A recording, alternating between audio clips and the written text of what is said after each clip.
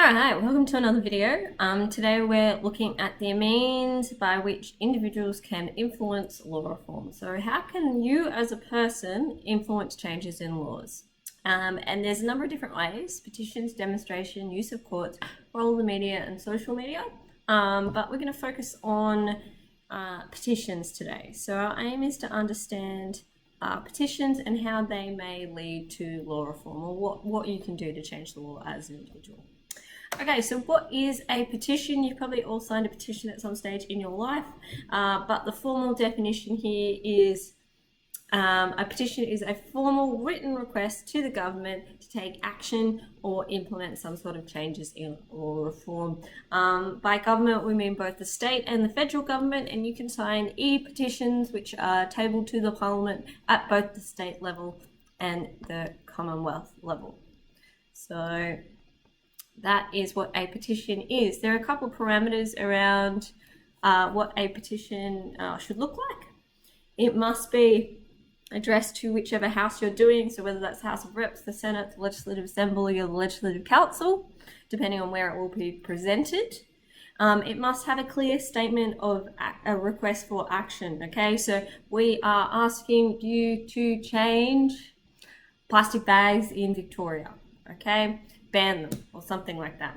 It must contain a name, address and signatures of at least one individual who supports the action. But then from then on, usually you'll have other people who put their names down and sign it.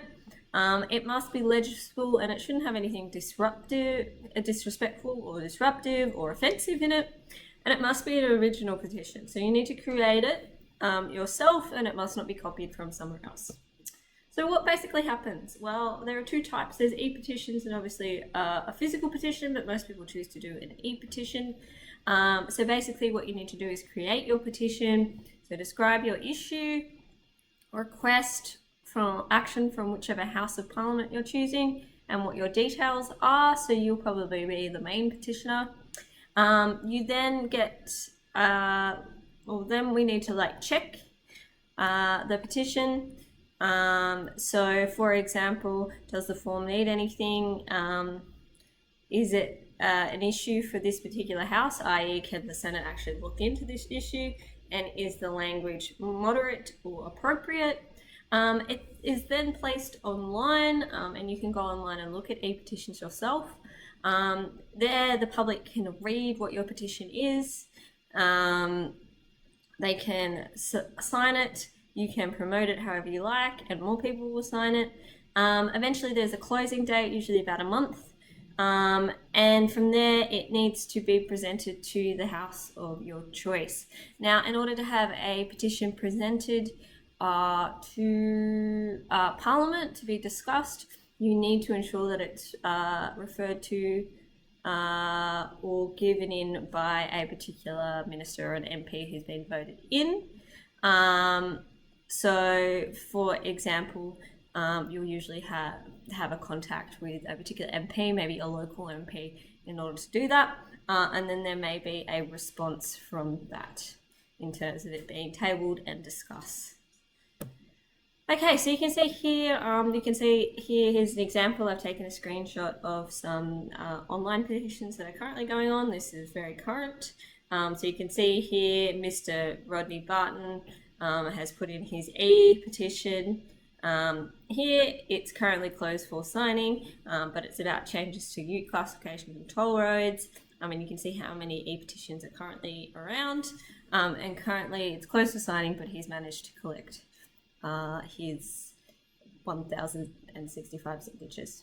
So if you go online, you can actually have a look at all the different petitions that are currently being used.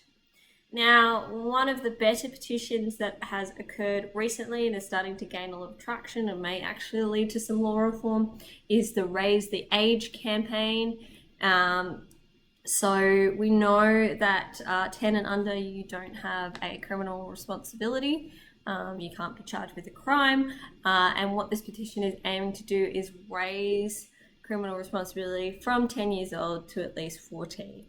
Okay, currently, and this is a news article that was just released today, whatever, the 16th of August, Currently, it's gaining traction. It's got 211,000 signatures, and it's calling on the Victorian government to raise the age.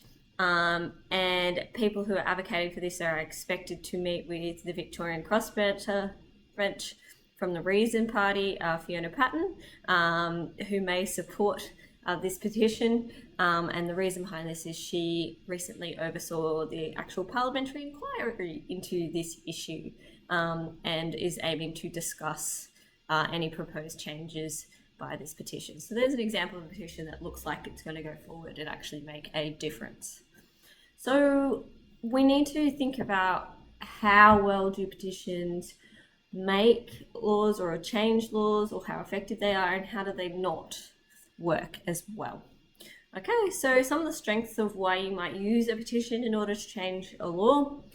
It's pretty simple, it's easy, and it's an inexpensive way to show your desire for change. Online petitions are particularly easy to set up, and you can go and do one yourself. It's easy to track, and it's easy for people to sign and submit. In an attempt to make any new laws that threaten communities, members of the Parliament are likely to consider a petition, especially if it's got strong support, strong signatures, as a way of supporting a particular law reform.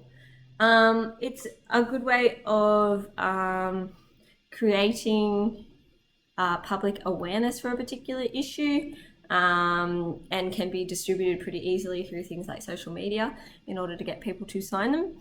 And then also, once a petition has been given to a member of Parliament, they must present that to Parliament. Okay, so it's a way of generating legal discussion, because tabling it to party can also draw on media attention and can also draw on further awareness by other politicians.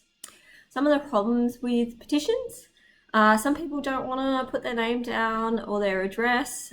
They want privacy, so that can be problematic. It's open to some abuse. People could sign paper or online petitions more than once, so it reduces the integrity of it. The influence of the petition may depend on who is backing the petition as a politician. If you've got front benchers, obviously this petition is going to be stronger and looked at more carefully than maybe someone who's a backbencher or someone who doesn't have as much influence. There are thousands of petitions every year, or hundreds of petitions every year, so that's a lot to look through, so it doesn't mean politicians are going to take it seriously. And often petitions don't gain as much public attention as, say, a protest would. So they're not as good at gaining media and public attention, which means it's less likely that they'll be able to contribute to law reform. Okay, that's it for today. Thank you.